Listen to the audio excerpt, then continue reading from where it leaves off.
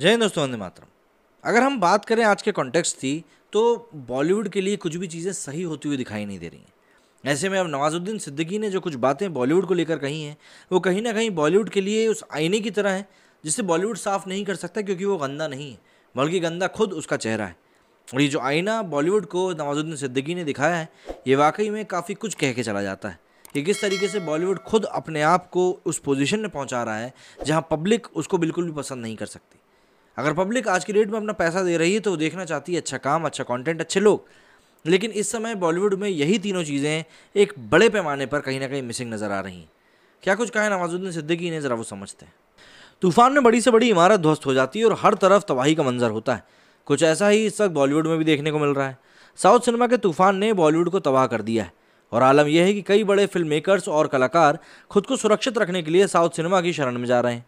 वहीं कुछ कलाकार बॉलीवुड में लगातार हो रहे अन्याय के खिलाफ अब मुखर होते जा रहे हैं। यहाँ जड़ जमा चुके नेपोटिज्म पर अभिनेत्री कंगना रनौत ने खूब बोला है।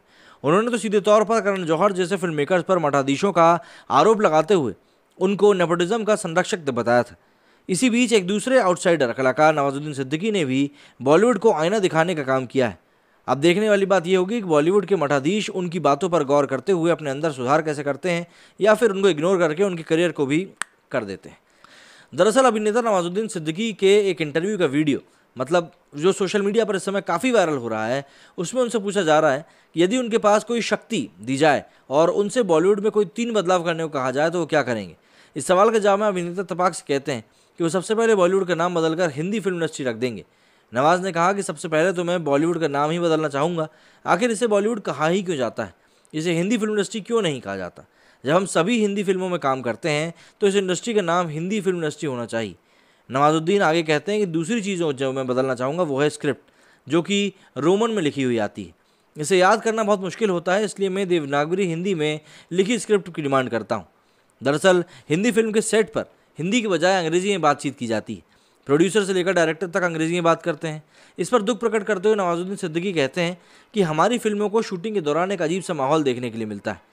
फिल्म हिंदी में बन रही होती है लेकिन डायरेक्टर से लेकर असिस्टेंट तक अंग्रेजी में बात कर रहे होते हैं। एक्टर की समझ में ही नहीं आता। डायरेक्टर पता नहीं कौन सी लाइन पर बात कर रहा होता है, असिस्टेंट कुछ यूनो करते हुए अपनी खीर बना रहा होता है। एक्टर बिल्कुल अकेला खड़ा हुआ होता है, इससे परफॉर्मेंस पर भी असर आता है।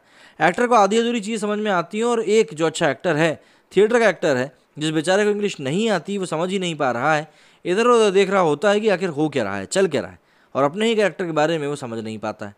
साउथ सिनेमा में काम करने वाले प्रोड्यूसर, डायरेक्टर, कलाकार और तकनीकी टीम की तारीफ करते हुए नवाज कहते हैं कि वहाँ के लोग अपनी भाषा पर गर्व महसूस करते हैं। हर कोई अपनी भाषा में बात करते हुए मिलेगा। अभिनेता कहते हैं कि साउथ में क्या है कि तमिल है, जो तमिल में बात करते हुए गर्व महसूस करते हैं। जो कन्नड़ है वो भी अपनी भाषा में ही बात करते हैं। वहाँ राइटर वो भी कन्नड़ में बात कर रहा है, स्क्रीन पे राइटर भी अपनी भाषा में बात कर रहा है, और सारे लोकल लोग, यहाँ तक कि डायरेक्टर से लेकर मेकअप मैन तक, सब अपनी ही भाषा में बात करते हैं। ऐसे में जो माहौल बनेगा तो निश्चित तौर पर कुछ ना कुछ अलग ही प्रोडक्ट दिखेगा, क्योंकि वो लोग आपस में एक दूसरे की अच्छे से बात समझ सकते हैं, आसानी समझ सकते हैं। बॉलीवुड में ऐसा चलन है कि डायरेक्टर अलग लाइन पर होता है, एक्टर अलग पड़ा होता है, जिससे परफॉर्मेंस पर काफ़ी ज़्यादा प्रेशर आता है। देखा जाए तो नवाजुद्दीन की बातों में दम भी है। जब हम अपनी भाषा का ही सम्मान नहीं करेंगे तो उसका विकास कैसे करेंगे। हिंदी पट्टी में हिंदी भाषी लोगों के मनोरंजन के लिए फिल्म यदि अंग्रेजी में सोचकर बनाई जाएगी तो उसका परिणाम ऐसा ही होगा जो आजकल देखने को मिल रहा है। 90 के दशक के बाद के दौर में फिल्म इंडस्ट्री में तेज़ी से बदलाव आया है, जो कि नेगेटिव में ही रहा है।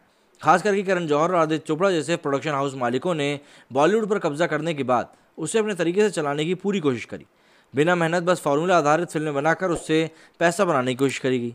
चूँकि लोगों के पास तब तक कोई विकल्प नहीं था तो मजबूरी में ऐसी फिल्में देखने जाते थे, और लेकिन अब उनके पास विकल्प है। अब विकल्प है और काफ़ी अच्छा है। सिनेमा इससे अच्छा भी हो सकता है, ये उनको समझ में आ गया है। लेकिन साउथ सिनेमा ने अपनी ज़ोरदार एंट्री के बाद न सिर्फ लोकप्रियता हासिल करी है, बल्कि बॉलीवुड को बेनकाब भी किया है। और रही सही कसर, कंगना रनौत और नवाजुद्दीन सिद्दीकी जैसे कलाकार बॉलीवुड की असलियत से पर्दा उठाकर पूरी कर ही देते हैं। तो यहाँ पर आप देखेंगे कि इस समय जो माहौल बना हुआ है वो माहौल वाकई में काफ़ी ज़्यादा विरोधाभासी है। मेरे स्टूडियो में फिलहाल इतना ही। जय हिंद, जय भारत।